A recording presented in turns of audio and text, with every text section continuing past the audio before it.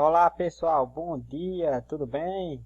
Nossa aula hoje nós vamos estudar sobre a relação sociedade e natureza na produção do espaço, certo? A gente vai entender desde o início como foi essa relação dos seres humanos com a natureza, certo? Então, trago aqui novamente o conceito de meio ambiente, certo? A gente já vem trabalhando esses conceitos nas aulas anteriores, certo? Então, meio ambiente é tudo que envolve ou cerca os seres vivos, certo? A palavra ambiente vem do francês circunscrever, rodear, cercar, certo? Então, envolve natureza, envolve as matas virgens e regiões autossustentadas, não depende da ação humana, envolve o ambiente construído, cidades, rodovias, portos, ou seja, as construções humanas, envolve também o ambiente domesticado, aquelas áreas que são reflorestadas, as áreas de agricultura, os açudes, então tudo isso é natureza. Resumindo, a natureza, tudo isso é meio ambiente, desculpa. Resumindo, meio ambiente, ele envolve os elementos naturais e os elementos culturais, certo? Então, tudo é o meio ambiente. Nós, seres humanos, fazemos parte do meio ambiente, influenciando os outros elementos e sendo influenciado por eles. Com relação à produção do espaço, a gente vai voltar um pouco para o período neolítico, né? Há 10 mil anos atrás, que foi um período entre há 10 mil anos atrás antes de Cristo, 10 mil anos antes de Cristo, a 4 mil anos antes de Cristo.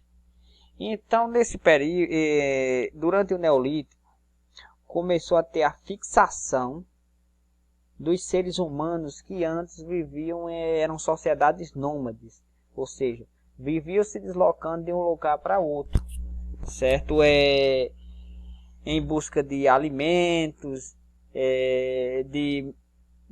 para se proteger, certo? Então, nesse período, teve o sedentarismo, ou seja, a fixação. As sociedades passaram a fixar em um determinado local do espaço, certo? Para que fosse possível essa fixação, os seres humanos eles aperfeiçoaram a técnica da agricultura, a técnica agrícola, ou seja, cultivar e também criar animais. Começou também a domesticação dos animais, certo? A partir daí ia ter a questão da segurança alimentar, certo? Então, esse período, todo esse processo que aconteceu, ficou chamado como Revolução Agrícola ou Revolução Neolítica, certo? Aqui é uma imagem do Egito Antigo, né? Onde as pessoas aqui na colheita do trigo, certo? Então, mas só que antes da civilização egípcia, outras civilizações já tinham desenvolvido essa prática agrícola, certo? Então, a questão da segurança alimentar foi uma preocupação desde o início dos primórdios da humanidade, certo? Sempre teve essa preocupação.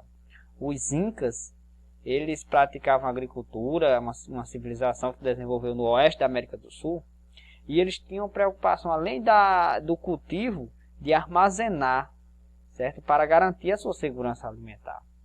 Então, esse processo em que a sociedade antes nômade passou a ser sedentária, foi a Revolução Agrícola. A partir daí começou uma maior alteração no espaço, certo? Porque o espaço sendo produzido para a agricultura, de certa forma, ia ter sim alteração do que antes era natural, certo? Só que era uma alteração que trazia poucos impactos, certo? O desmatamento para as áreas agrícolas não era em grande proporção, porque existia ainda um forte determinismo ambiental, um determinismo natural, ou seja, a sociedade dependia muito, era determinada pelas condições do meio ambiente, certo? Então aí não trazia tanto impactos como hoje. Além do mais, era um cultivo, certo? Era um cultivo de subsistência, certo? Então eles cultivavam somente o necessário, certo? E se preocupavam em armazenar um pouco, dependendo em algumas civilizações, que era para garantir o seu sustento alimentar, certo? Não tinha nada de produzir para vender em larga escala como acontece hoje. Aí veio o capitalismo, né? O capitalismo ele tomou proporção a partir do século XV, né? Que essa primeira fase do capitalismo foi marcado pela expansão marítima comercial europeia, certo? Nesse período da expansão marítima comercial europeia, século XV, século XVI, houve várias inovações técnicas. Essas inovações técnicas tornaram possível a navegação longe da costa da região do Mediterrâneo. Por quê? Existia uma necessidade, o capitalismo impôs uma necessidade para que os países, as potências europeias, expandissem seu comércio, certo? Então existia trocas comerciais com o Oriente, certo? E essas trocas comerciais eram feitas pelo Mediterrâneo. E ao ser feita pelo Mediterrâneo, dependia muito dos árabes e de duas cidades italianas aqui, né? Gênova e Veneza, que controlavam, junto com os árabes, controlavam aqui o Mediterrâneo. Então, visando esse monopólio dos italianos e árabes aqui no Mediterrâneo, os europeus eles tentaram encontrar novas rotas de comércio com o Oriente, certo? Aí, a partir do desenvolvimento dessas técnicas de navegações, eles começaram a procurar pelo Oceano Atlântico, que era um oceano cheio de mitos, até então não era navegado, certo? E nessas descobertas eles encontraram a América, certo? Ao chegar na América, eles encontraram já existiam algumas civilizações, né, como os incas, os astecas, os maias, que viviam da agricultura. Mas eles começaram um processo de exploração no continente americano, certo? Explorar os recursos naturais, aí depois começou o cultivo da cana-de-açúcar e assim por diante. Então houve, a partir daí, houve um impacto maior no meio ambiente, certo? Então existia a exploração de minerais já em larga escala, existia o cultivo em larga escala, como por exemplo a cana-de-açúcar, que foi uma das responsáveis nesse processo de colonização português aqui no Brasil, foi responsável pela destruição de uma floresta que existia aqui no litoral, que era a Mata Atlântica, que onde hoje só existe poucos resquícios dessa floresta, certo? E assim por diante. Aí, pessoal, continuando, né, esse processo de desenvolvimento do capitalismo, né, e essa nova visão da relação do homem com a natureza, certo? Aí começa o início da questão ambiental que a gente vai abordar com mais ênfase na próxima aula, certo? Então, no século XVIII, certo, teve a primeira revolução industrial, que ela teve início na Inglaterra, certo? E com o advento da revolução industrial, ocorre uma mudança de concepção com relação à natureza, certo? O que antes existia um forte determinismo natural, em que a natureza condicionava os seres humanos, em que os seres humanos retiravam somente o necessário da natureza, a partir daí a natureza passou a ser vista não mais como um local onde o homem poderia se adaptar, mas sim como algo rentável, certo? Então, além de criar, dos seres humanos criar possibilidade, o ser humano passou a ver a natureza como uma fonte de renda. E a gente sabe que o principal objetivo do capitalismo é o lucro, certo? Então, os seres humanos começaram a ver a natureza como algo que, se fosse explorado, poderia gerar lucro. Um curso d'água, um solo, uma rocha, um mineral, tudo poderia gerar lucro, certo? Então, é essa concepção que ela ainda vigora até hoje, certo? Se a gente for pensar como que se dá a relação homem-natureza na atualidade, certo? Então, essa concepção da natureza como fonte de lucro, para gerar lucro, ela surgiu aqui com a Revolução Industrial e é uma concepção que ela marca a sociedade capitalista. Veio a mundialização do capitalismo no século XX, que teve como alguns fatores a origem e expansão de multinacionais, que são empresas que, mesmo tendo a matriz em um país, mas possuem filiais por vários outros países, certo? Então, a partir de 1970, a gente vê uma expansão dessas multinacionais pelo mundo, e também o avanço do capitalismo em países que antes não adotavam o capitalismo. Isso aconteceu com o fim da Guerra Fria. Em 1991, países que eram socialistas passaram a adotar o capitalismo. E hoje a gente observa que quase todos os países do mundo adotam o capitalismo, né? Com exceção de Cuba e Coreia do Norte, né? Então a gente observa que a concepção de natureza como algo rentável da sociedade capitalista, ela expandiu para outras áreas do mundo, certo? Com essa mundialização do capitalismo. Outro ponto que a gente não pode deixar de comentar é a Revolução Verde, que aconteceu em 1950, certo? Então, a Revolução Verde ela foi caracterizada por um conjunto de iniciativas tecnológicas que transformou as práticas agrícolas e aumentou drasticamente a produção de alimentos no mundo. Então, quando a gente vai falar de agricultura, a gente tem que pensar logo que a agricultura ela vai necessita que uma área da natureza seja alterada para que seja possível a prática agrícola, né? Então, a Revolução Agrícola lá no Neolítico, há 10.000 anos antes de Cristo, ela já fazia isso. Só que os seus impactos, alterações, eram numa escala pequena. Agora, com a Revolução Verde, os impactos muito maiores, certo? As alterações muito maiores, porque a gente observa só essa imagem aqui, a questão da máquina, substituindo a mão de obra humana, certo? Então, a máquina ela tem condições de ampliar a produção agrícola. Então, trouxe impactos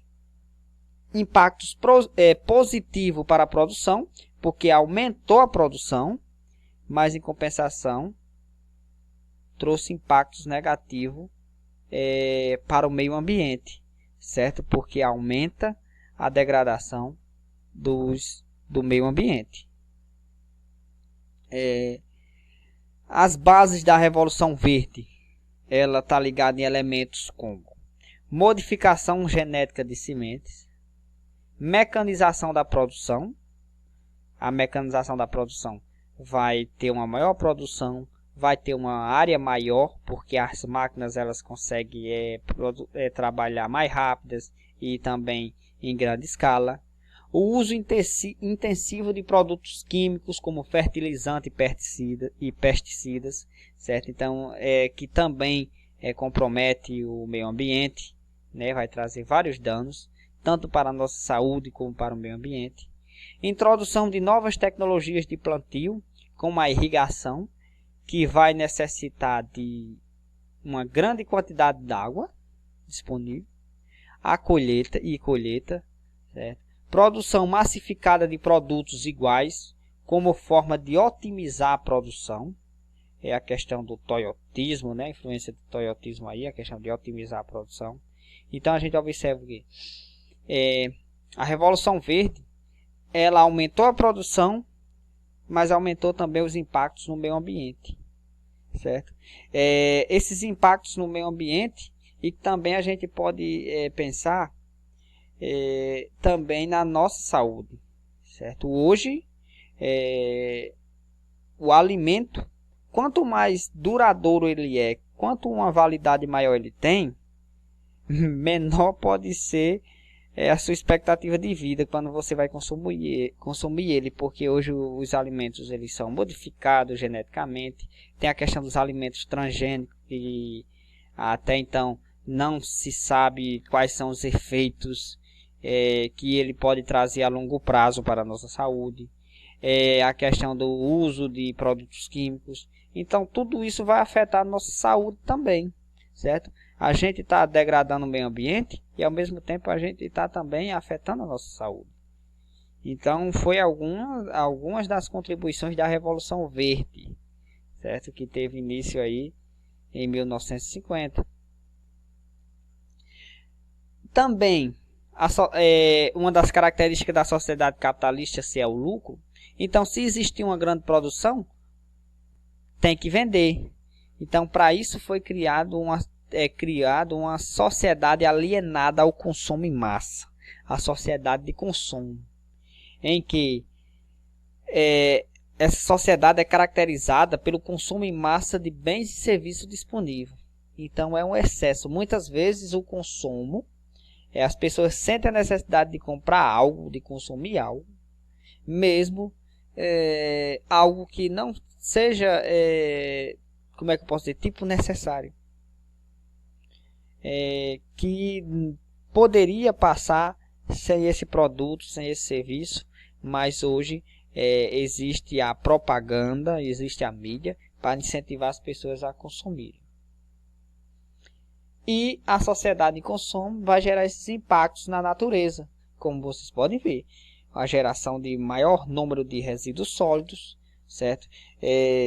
Esses resíduos sólidos, na maioria das vezes, eles são descartados em locais de forma inadequada, certo? Então, gerando vários problemas ambientais, né? Desde a questão da proliferação de doenças, de vetores que podem trazer doenças, a contaminação do lençol freático, a contaminação do solo, e vários outros problemas que podem trazer, certo? É uma cena comum em 99,9% da cidade brasileira, certo? É a questão dos lixão a céu aberto. Então, o consumo em massa, isso aqui é resultado de uma sociedade que consome de forma excessiva, muitas vezes levado à alienação da propaganda.